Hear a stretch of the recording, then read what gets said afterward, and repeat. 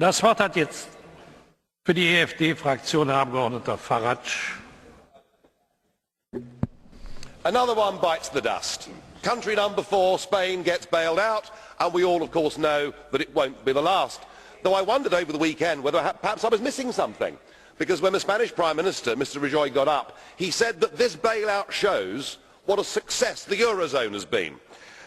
And I thought, well, having listened to him over the previous couple of weeks telling us there wouldn't be a bailout, I've got the feeling after all his twists and turns, he's just about the most incompetent leader in the whole of Europe. And that's saying something, because there's pretty stiff competition. Indeed, every single prediction of yours, Mr. Barroso, has been wrong. And dear old Herman Van Rompuy, well, he's done a runner, hasn't he? Because the last time he was here, he told us we'd turned the corner, that the euro crisis was over, and he hasn't bothered to come back and see us. You know, I remember being here 10 years ago and hearing the launch of the Lisbon agenda. We were told that with the euro by 2010 we would have full employment, and indeed that Europe would be the competitive and dynamic powerhouse of the world. By any objective criteria, the euro has failed, and in fact there is a looming impending disaster. You know, this deal makes things worse, not better. 100 billion is put up for the Spanish banking system, and 20% of that money has to come from Italy.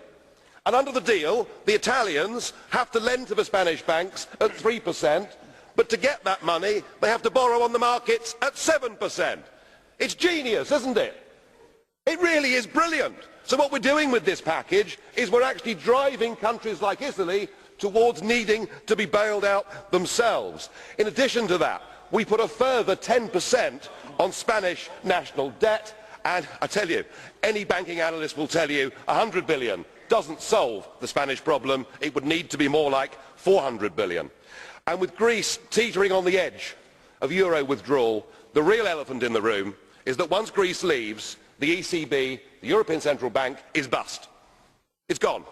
It has 444 billion euros worth of exposure to the bailed out countries.